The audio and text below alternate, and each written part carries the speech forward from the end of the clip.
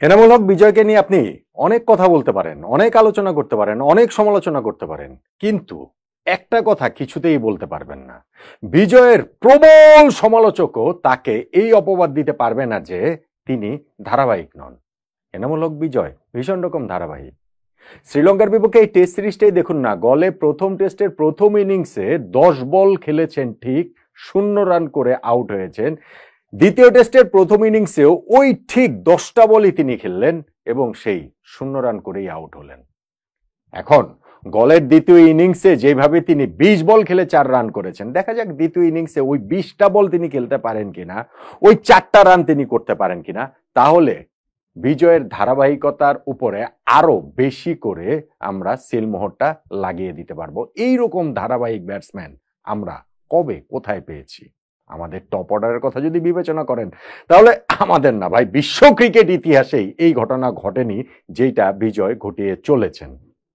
দেখুন, বিজয় এইখানটাতে যে তিনি কোনো রানের খাতা খুলতে পারেননি, 10টা বল যে তিনি ছিলেন তার মধ্যে তো 10 নম্বর বলে গিয়ে আউট হয়েছেন। আসিতো ফার্নান্দোর বলটাতে তিনি হচ্ছে একটা পাঞ্চ করতে চেয়েছিলেন, ব্যাটের ইনসাইড এজ হয়ে প্লেড অন হয়ে গেলেন, বোল্ড হয়ে গেলেন।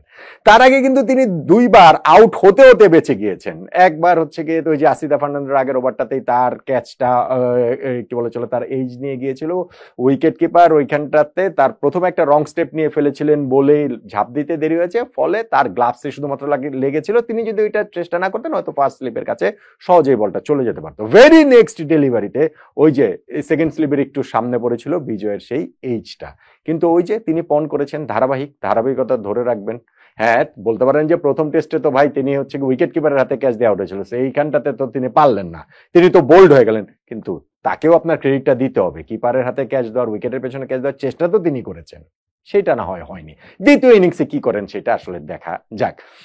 এমনিতে আমাদের ব্যাটসম্যানদের কাছে টেস্ট ক্রিকেটের উইকেটের মূল্যটা, নিজের উইকেটের মূল্য যে আসলে কতটা আছে তা নিয়েও বড় প্রশ্নবোধক চিহ্ন আছে। উইকেটটাকে এত সস্তা তারা বানিয়ে ফেলেন।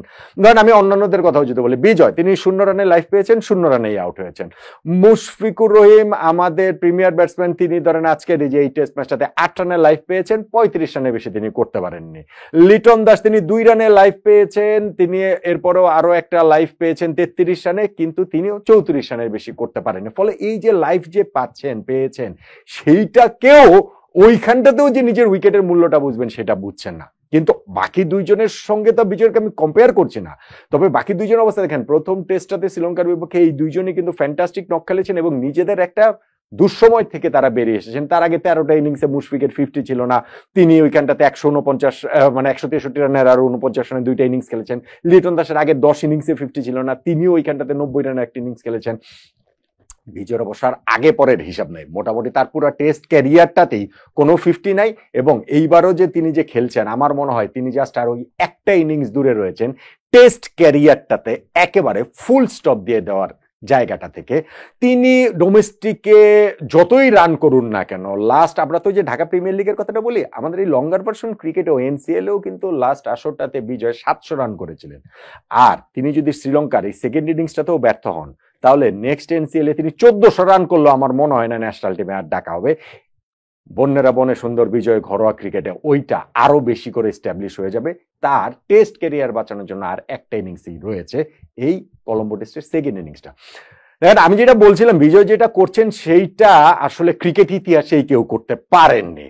লজ্জাজনক ব্যাপার, রেকর্ডটাও লজ্জাজনক। সেইটা কি, বিজয় এখন পর্যন্ত এটা তার 8 নাম্বার টেস্ট, তিনি 14টা ইনিংস খেলেছেন এবং সবগুলা টপ অর্ডারে খেলেছেন। 14 ইনিংসের মধ্যে 10টা ইনিংস তিনি ওপেনার হিসেবে খেলেছেন, 2টা ইনিংস তিনি 3 নম্বরে খেলেছেন, 2টা ইনিংস তিনি 4 নম্বরে খেলেছেন। তিনি টোটাল রান করেছেন এই 14 ইনিংসে 143, তার অ্যাভারেজ 10.21। টেস্ট ক্রিকেটের এই 150 বছরের ইতিহাসে টপ অর্ডারে খেলা কোনো ব্যাটসম্যান, 1, 2, 3, 4 নম্বরে খেলা কোনো ব্যাটসম্যান, কোন দেশের কোনো ব্যাটসম্যানের প্রথম 14টা ইনিংসের পরে এত কম রান করেননি বিজয়ের মতো। প্রথম 14টা ইনিংসের পরে এত কম গড় ছিল না বিজয়ের মতো। সো বুঝতেই পারছেন যে টেস্ট ফরম্যাটটাতে বিজয়ের অবস্থাটা কি।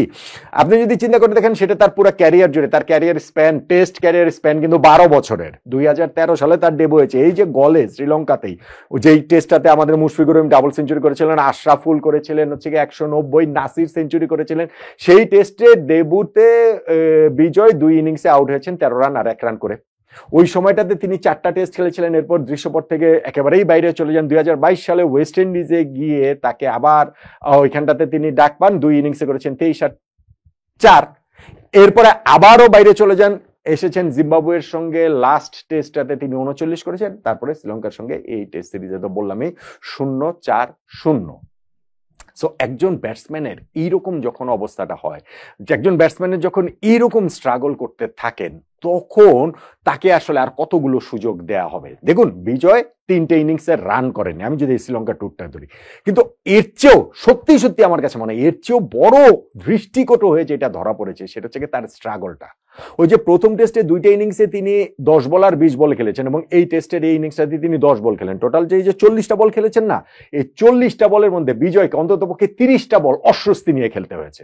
তাকে মনে হয়নি যে তিনি আসলে এই ইন্টারন্যাশনাল ক্রিকেট, টেস্ট ক্রিকেট এইটার সঙ্গে তিনি কোনোভাবে যান। মানে মনে হচ্ছিল যেন একটা পুকুরের মাছকে নিয়ে সমুদ্রে ফেলে দেওয়া হয়েছে। পুকুরের মাছকে না, আসলে বিজয়কে মনে হচ্ছে ওই যে জারের মাছকে নিয়ে সমুদ্রে ফেলে দেওয়া হয়েছে, এইরকম ভাবেই তিনি খাবি খাচ্ছেন, এরকম ভাবেই তিনি আসলে স্ট্রাগল করছেন। ফলে ডোমেস্টিকের, হ্যাঁ ডোমেস্টিক ক্রিকেটের সঙ্গে ইন্টারন্যাশনাল ক্রিকেটের পার্থক্য রয়েছে, প্রত্যেকটা দেশেরই ডোমেস্টিকের সঙ্গে ইন্টারন্যাশনাল পার্থক্য রয়েছে, কিন্তু আমাদের ডোমেস্টিকের সঙ্গে ইন্টারন্যাশনাল পার্থক্যটা অনেক। এবং কিছু কিছু প্লেয়ার থাকেন তারা আসলে ডোমেস্টিকেই ভালো করেন, ইন্টারন্যাশনালে যে পারেন না, সেইটা বড় বড় অনেক প্লেয়ারও, বড় বড় অনেক দেশের অনেক প্লেয়ারের ক্ষেত্রেও এরকম এটা আসলে হয়েছে। হয় বিজয়ের ক্ষেত্রেও কি সেটা হবে কিনা, এটা মানে মনে হচ্ছে তিনি সেই দিকেই যাচ্ছেন, কিন্তু টেস্ট ফরম্যাটে অন্তত লঙ্গার ভার্সনে অন্তত পক্ষে এনামুল হক বিজয় যদি শ্রীলঙ্কার বিপক্ষে কলম্বো টেস্টের সেকেন্ড ইনিংসটাতেও ফেল করেন, লঙ্গার ভার্সনে তার ক্যারিয়ারটাতে ফুল স্টপ পড়ে যাবে। আমি যেটা বলছিলাম, ডোমেস্টিকের এনসিএল এ তখন এক সিজনে 700 না, এক সিজনে 1400 রান করলেও তাকে আর জাতীয় দলে ডাকা হবে বলে আমার কাছে মনে হয় না। আর ওই যে তিনি যে বলছেন যে যথেষ্ট সুযোগ পেলে তিনি এতদিনে লেজেন্ড হয়ে যেতেন, বাংলাদেশ ক্রিকেটে কিংবদন্তি হয়ে যেতেন, সেই কথাটাও হাস্যকর হয়ে বারবারই আসলে ফিরে আসতে থাকবে।